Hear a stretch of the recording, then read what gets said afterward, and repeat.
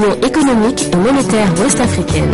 L'UEMOA, 8 pays, un destin commun, un espace économique harmonisé, ouvert et concurrentiel. L'UEMOA, votre guide au cœur de l'Afrique, des grands événements et des grandes mutations sur Africable.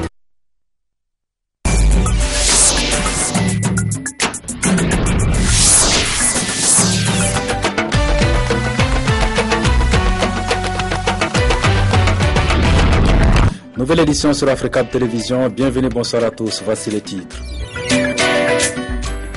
Nouvelle comparution pour Laurent Gbagbo à La Haye. L'ex-chef d'État ivoirien sera devant le juge le 19 février prochain. Une audience qui permettra à l'accusation de faire valoir les preuves retenues contre lui.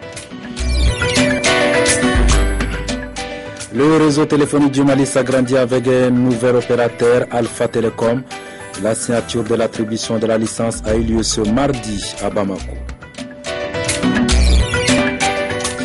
Mardi au sport, on parlera également de la CAN 2013 avec le retour triomphal des étalons à Ouagadougou. Yacouba Dansoko nous rejoindra pour en parler.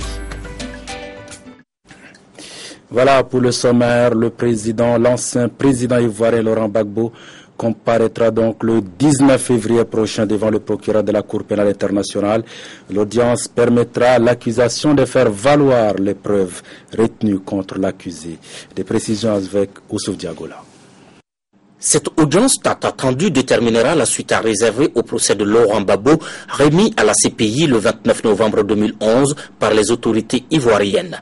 Lors de l'audience de première comparution le 5 décembre 2011, les juges se sont assurés que le suspect est bien informé des crimes qui lui sont reprochés. 4 chefs d'accusation ont été retenus. Le premier incident, justement, débute le 16 décembre pour la marche ou la manifestation qui a eu lieu au siège de la RTI. Le deuxième incident concerne la marche des femmes à Abobo du 3 mars. Le troisième incident concerne le bombardement du marché d'Abobo le 17 mars. Enfin, le dernier incident remonte au 12 avril 2011 pour les crimes commis à Yopougon. Les 4 charges qui sont retenues en ce moment sont meurtre, viol et violence sexuelle, acte inhumain et enfin, persécution. L'audience de confirmation n'est pas un procès, il s'agit juste de la présentation et par l'accusation et par la défense des preuves à charge et à décharge. Pendant l'audience de confirmation des charges, naturellement nous allons discuter la teneur de la preuve du procureur. Nous allons aller en profondeur dans la preuve du procureur parce que nous disposons des éléments qui nous permettent de le faire. Nous allons montrer toutes les insuffisances de cette preuve. Mais nous allons conforter cette analyse en produisant nous-mêmes des documents. Nous avons aujourd'hui même transmis au procureur un certain nombre de documents qui viendront conforter, étayer nos arguments. Une bataille d'avocats en perspective qui doit convaincre ou pas les juges d'ouvrir le procès. 24 heures après l'annonce surprise de sa démission, le pape Benoît XVI laisse libre cours aux spéculations quant à sa succession avec cette question. Qui pour lui succéder? Le nouveau pape serait-il africain, asiatique ou européen? On voit un aperçu des spéculations dans ce reportage. Un peu de fumée blanche, puis une phrase, immuable depuis des siècles. Habemus papam. C'est ainsi que sera annoncé le futur successeur de Benoît XVI. Tout sera décidé au cœur du conclave qui réunira tous les candidats potentiels, tous ces cardinaux venus du monde entier. Cette fois-ci, parmi les plus cités, il y a tout d'abord le grand favori, Angelo Scola, l'archevêque de Milan, que l'on voit ici officier aux funérailles de Jean-Paul II. Proche de Benoît XVI, il a aussi l'avantage d'être italien. Au moment du conclave, vous verrez, on en parlera assez ouvertement, on parlera de ce lobby italien et très clairement, non seulement l'épiscopat italien le souhaite, mais une partie de la population italienne souhaite aussi récupérer son pape, son origine. Autre Européen souvent cité, l'Autrichien Christoph Schönborn, mais ses critiques sur la manière dont l'Église a traité les cas de pédophilie des prêtres le désavantagent. Car il est clair que lors de l'élection du conclave à venir, 2 clans vont s'affronter, les traditionalistes d'un côté et ceux qui veulent moderniser l'Église de l'autre. il y a les modernistes, ceux qui souhaiteraient effectivement voir l'Église s'ouvrir à des questions de société. On songe évidemment aux questions éthiques, bioéthiques, mais aussi à l'homosexualité, à la place de la femme dans la société, la place de la femme dans l'Église. Et puis il y a ceux qui campent sur une fonction beaucoup plus traditionnelle, traditionnaliste, voire, dit-on, intégriste de l'Église. Pour énumérer tous les candidats, il faut une carte du monde. On y retrouve nos 2 Européens, mais il y a aussi le Québécois Marc Ouellet et l'Américain Timothy Dolan. Et puis il y a surtout l'Amérique du Sud avec Oscar Maradiaga et Odilo Scherer, un progressiste et un conservateur. On verra dans quelques semaines qui parviendra à se hisser à la tête des catholiques du monde entier. Alors, comment réagissent les églises catholiques d'Afrique suite à l'annonce de la démission du pape Benoît XVI pour l'archevêque de Bamako, Monseigneur Jean Zerbo? C'est une décision sage et responsable, il a dit au micro de nos reporters Daouda Kamate et Moussa Bari. Malgré la surprise, je crois que nous comprenons parfaitement les raisons qu'il a données. Quand vous avez un ministère, vous êtes chargé d'un ministère, surtout de cette envergure, et que vous sentez que physiquement, intellectuellement, vos forces baissent, il est honnête devant Dieu et devant les hommes de rendre les tabliers et de prier pour que le Seigneur désigne quelqu'un d'autre qui puisse prendre la charge. C'est dans cet esprit donc que nous accueillons cette démission. Ce n'est pas une démission par dépit, c'est une démission responsable. Il rappelle parfaitement que c'est vrai, la tâche qui lui est confiée, ce n'est pas une tâche simplement humaine, c'est une tâche spirituelle et on compte essentiellement sur la grâce de Dieu. Mais il faut reconnaître aussi que cette grâce de Dieu travaille sur des humains. Quand physiquement, on n'est pas à même d'assurer ses responsabilités, même si ce sont des tâches spirituelles, on doit se retirer. Cela signifie quoi? Cela ne signifie pas que le pape abandonne la barque de l'Église et la laisse aller à vous. Je pense qu'il va recourir justement à un autre aspect de son ministère, c'est la prière. Le critère du choix du pape n'est pas donné suivant le pays, suivant le continent, suivant la race, et ainsi de suite. Ce qui est important, nous voulons un pasteur. Et c'est le Seigneur lui-même qui choisit ce pasteur. Si d'aventure il lui plaît de porter son choix sur un des cardinaux africains qui sont dans la Bible humaine aujourd'hui, ma foi, ce serait une grâce pour l'Afrique, pour l'Église. D'autant plus que le pape Benoît XVI lui-même a fait, je dirais, une prophétie. C'était en 2009, quand nous avons été au synode. Il nous a dit ceci: je considère que l'Afrique est le poumon spirituel de l'humanité. Alors s'il plaisait à Dieu de venir puiser dans cette Afrique quelqu'un qui puisse justement accomplir cette mission.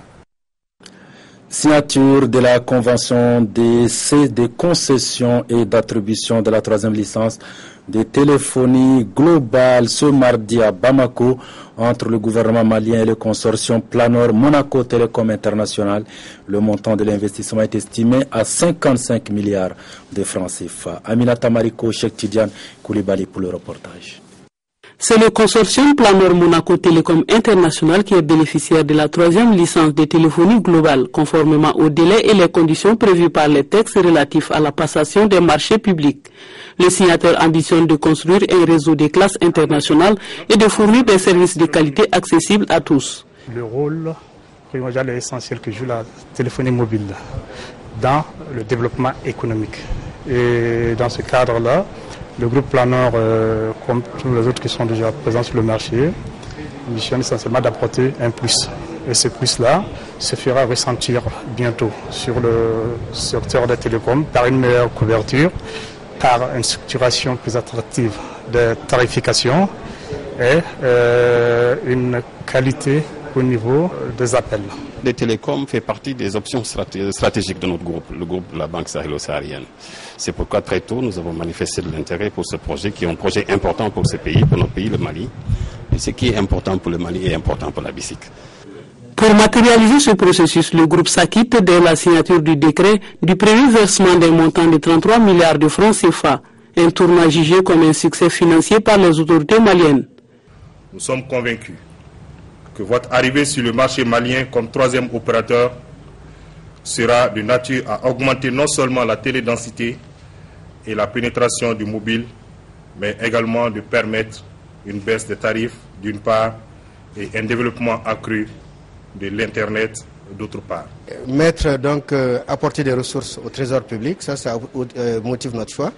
Et puis nous sommes aussi devant un opérateur qui s'est quand même engagé en dépit de la difficulté de l'environnement. Pour une durée de 15 ans renouvelable, au terme du cahier des charges, le nouvel opérateur doit couvrir l'ensemble du district de Bamako et des capitales régionales, ainsi que les chefs-lieux du cercle du Mali. Le 13e forum de Bamako se tiendra du 14, 15 et 16 février prochain. Mais ce 12 février, les travaux du pré-forum ont donc démarré à l'hôtel Salam de Bamako sous le thème genre, paix et sécurité, rôle des femmes et des organisations féminines dans la prévention et la résolution des conflits. Daouda Kamate Moussabari. La 13e édition du Forum de Bamako se tient à une période où le Mali traverse la pire crise de son histoire. Les femmes et les enfants étant les plus vulnérables en période de guerre, la présente rencontre accorde une réflexion particulière au sujet des violences et exactions exercées sur des femmes. Elle aborde aussi le rôle des organisations féminines dans la gestion des conflits. Femmes d'Afrique, femmes du Mali, vous pouvez amener ceux qui sont aveuglés par le pouvoir à avoir la triste réalité que leur inconséquence impose à leur peuple. Vous pouvez aussi amener ceux qui sont volontairement sourds au bruit des canons à entendre les cris de détresse des victimes horrifiées par leur cruauté. Mais vous pouvez aussi amener les névrosés à sentir la puanteur des corps en putréfaction et la sueur piquante des orphelins et innocentes femmes qui sont jetées sur les routes vers des horizons hostiles pour devenir déplacés, déboussolés ou des réfugiés désemparés. Inclure la notion de genre dans les objectifs de paix et de sécurité est aussi l'un des buts recherchés par ce forum de Bamako. Les femmes sont les premières victimes des conflits armés dans le monde entier. Elles sont victimes parce que quand il y a des conflits, les populations déplacées sont constituées en majorité de femmes et d'enfants. Et les exactions qui sont faites, notamment les questions de viol, de violation des droits de l'homme, les femmes sont les premières victimes de toutes ces exactions-là. Donc il est normal que les femmes soient intégrées pour une recherche de solutions durables. Parce que qui donne la vie connaît le prix de la vie et connaît les stratégies pour pouvoir les mettre en œuvre pour arriver à une paix qui soit beaucoup plus durable. Dans un pays où 60% du PIB est représenté par l'économie informelle, majoritairement dominée par les femmes, il est évident que les effets de la crise se fassent sentir sur l'activité économique. Quand les conflits s'installent, c'est cette structure économique qui est tout à fait délabrée au mieux, sinon au pire tout à fait détruite. Nous pensons que les femmes, pour cette raison, ne serait-ce que pour des intérêts économiques qui sont partagés par tout le genre humain, devraient être au premier plan. Notons qu'au cours de cette rencontre, plusieurs communications seront faites par des participantes qui ont contribué à la défense des droits de la femme à travers le monde et l'Afrique en particulier. Ce qui est sûr, le forum devra aboutir à un plan d'action devant permettre aux femmes de rester au cœur de la résolution efficace de la crise au Mali. Ngunu Ngunu Khan ou rumeur de guerre, c'est le titre du premier long métrage de la réalisatrice malienne Soussaba Cissé, un film qui dépeint la situation de guerre que vit le Mali et l'indifférence d'une partie de la population face à la crise. Invité donc de ce journal, la réalisatrice du film, Madame Soussaba Cissé, bonsoir. Bonsoir. Voilà, avant de parler de votre œuvre, voici un extrait de ce film. Emma, il t'a trop tché, ouais, de beso qu'on a là. Waché, kelente, tché flaté, tché sabaté. Il veut donner un bois de là, ni doit donner. Doit bonner de voir donner après le bon. Eh bien non, pas qu'il béca qu'un nord là, au moins mon éclair. Et quand tu fais le béni la qu'un nord là, guerre, je peux pas. Tu as raison. Inch'Allah, ça va aller. Eh malien, nous connaissons malien. Mais un peu c'est à vous malien là. Eh malien, eh Mumbai reke malien, Mumbai reke malien, après Mumbai reke malien. Mali tu veux mamina, abo Mali tu dis ça pour kata mora, il kana kana kana delike, wallahi.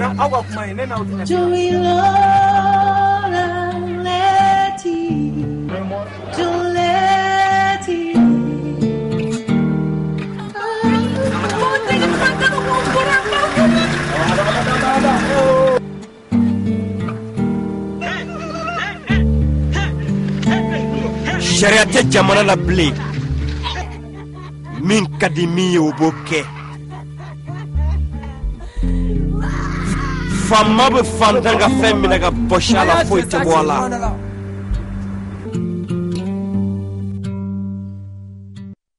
Alors, Madame Soussaba Cissé, pourquoi ce film, pourquoi Rumeur de guerre? Parce que, premièrement, le film, je l'ai fait pendant la guerre. c'est-à-dire pendant l'occupation du Nord. Et je voyais qu'il y a des choses, ça parlait beaucoup, il n'y avait pas beaucoup d'action. Et je me suis dit, je ne peux pas rester en tant que citoyenne malienne et en tant que réalisatrice, c'est un devoir de faire quelque chose par rapport à la situation. Donc je ne pouvais pas rester de marbre à regarder ce qui se passe et ne pas chercher à comprendre, vu qu'il n'y avait pas beaucoup d'informations. Et alors n'en parlons pas pour la jeunesse qui sont totalement perdus dans cette situation-là. Donc d'où vient ce film Mounoukan, parce que c'est des rumeurs qu'on entend, mais on ne sait pas vraiment qu'est-ce qui se passe. Et vous pensez qu'il y a aujourd'hui de moins en moins le sens du patriotisme chez beaucoup de Maliens? Pour moi, non. Parce que franchement, si y avait ce vrai sens de patriotisme, on ne serait pas là aujourd'hui. Pour moi, les Maliens ont délaissé le Mali. Et c'est pour ça qu'aujourd'hui, le Mali pleure. Sinon, on n'en serait pas là. Et le FESPACO, c'est dans une semaine. Est-ce que votre film sera en compétition? Je l'ai présenté, mais ça n'a pas été sélectionné. Donc, voilà. Mais je serai là-bas pour supporter des confrères ou des collègues qui ont été sélectionnés comme André Diarra et d'autres personnes aussi. Voilà, merci à Madame Sissouba Sissé d'être venue parler de votre film sur ce plateau. Merci. Voilà. Merci à vous. Le Mali, à l'instar de la communauté internationale, a célébré ce mardi la Journée internationale des enfants soldats. La sensibilisation et la solidarité envers ces enfants ont été les temps forts de cette journée. Diakadi Diatangara. 12 février, Journée internationale des enfants soldats. Célébré dans les 4 coins du monde, ce jour est également l'anniversaire du protocole facultatif à la Convention des droits de l'enfant relatif à l'implication des enfants dans les conflits armés. Pourquoi une journée dédiée aux enfants soldats? Pour la petite histoire, environ 250 000 enfants soldats sont dispersés dans le monde. Et pourquoi les enfants? On recrute des enfants parce que ceux-là qui viennent envahir les États, les rébellions, quand ils rentrent dans un pays, ils ne sont pas en nombre, ils ont les moyens et ils essaient de trouver ce qu'ils appellent la main d'œuvre servile quand c'est le travail, mais aussi ils essaient de voir au niveau de ces enfants qui ne sont pas mûrs, qui n'ont pas atteint une certaine maturité, il y a l'appât du gain, la tentation. Vraiment, ces enfants sont totalement victimes de tout le discours qu'il leur donne. Mais on le quitte surtout parce qu'on se rend compte qu'on est dans un pays avec une pauvreté aussi grande, le désœuvrement, qui sont les enfants déscolarisés. Donc vraiment c'est un dispositif qui est là, qui fait en sorte qu'ils acceptent facilement les propositions qu'ils ont faites. Les pays d'Afrique noire sont généralement les plus touchés. La Somalie, la RDC, la Centrafrique, la Côte d'Ivoire ou même le Mali. Depuis quelques années, ces pays sont confrontés à des conflits armés, une guerre qui a donné naissance à l'enrôlement des enfants. Quelles sont alors les conséquences de la guerre sur les enfants? La guerre vraiment ne va pas sans conséquences. Vous imaginez, ces jeunes sont privés de l'école. Donc ça c'est un premier impact. Ils sont privés de leurs droits élémentaires qui est d'aller à l'école. Et aussi, les enfants aussi, un des droits aussi c'est la santé. Ces enfants n'avaient pas également des privilèges pour aller dans un centre de santé. En tout cas, cette journée est l'occasion de faire le point sur les droits de l'enfant et dire stop à l'enrôlement des enfants soldats. On reparle de l'affaire Arche des Zoé avec cette condamnation à 2 ans de prison ferme pour Éric Broto et sa compagne. Mais les 2 responsables de l'association vont faire appel. Des enfants complètement perdus, ces images ont fait le tour du monde. C'était en octobre 2007. Le président de l'association L'Arche de Zoé, Éric Breteau, et sa compagne Émilie Lelouch sont arrêtés avec d'autres bénévoles à l'aéroport d'Abéché dans l'est du Tchad, alors qu'ils s'apprêtaient à embarquer 103 enfants vers la France, présentés comme des orphelins du Darfour. Certains sont couverts de faux pansements. Pour Éric Breteau, il s'agit d'une opération sanitaire. Nous avions vraiment la garantie que ces enfants étaient orphelins de père et de mère.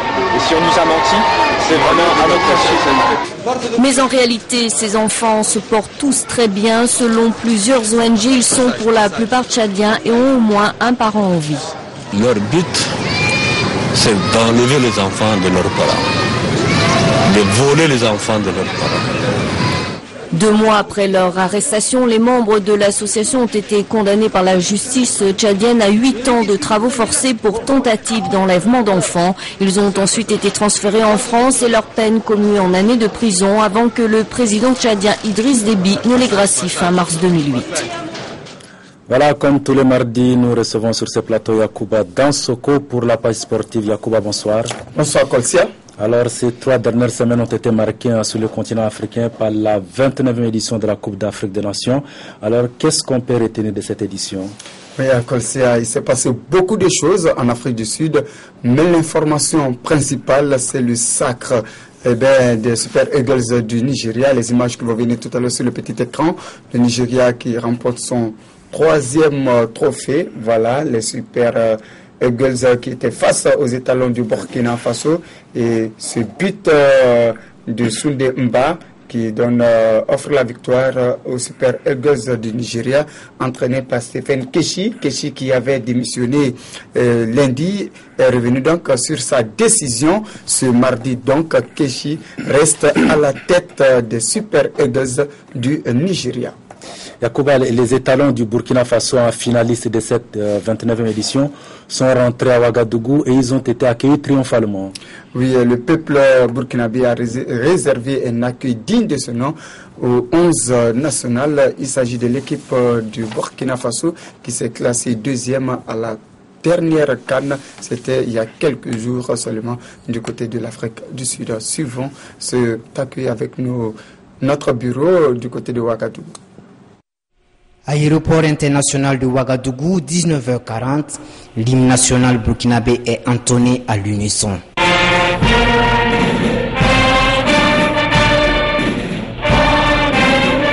Les héros sont de retour au tapis rouge.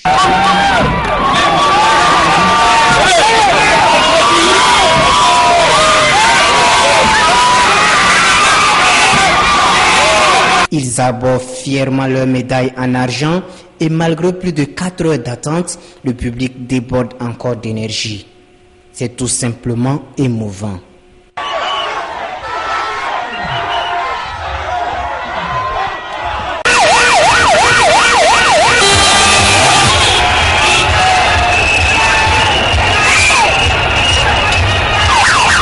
Les étalons ont été embarqués pour une longue procession à l'intérieur de la toute bouillonnante capitale burkinabé. Cette nuit-là a été longue pour les Ouagalais et surtout pour le 11 national. Voilà Yacouba, quelle belle ambiance pour les étalons. Tout à fait.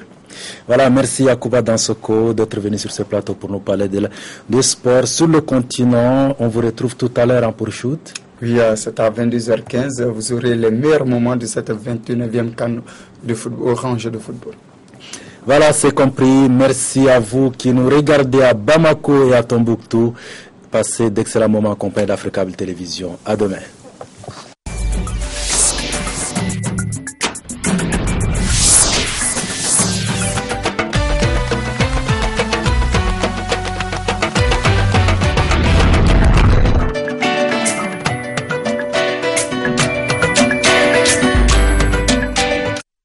L'UEMOA, l'Union économique et monétaire ouest-africaine.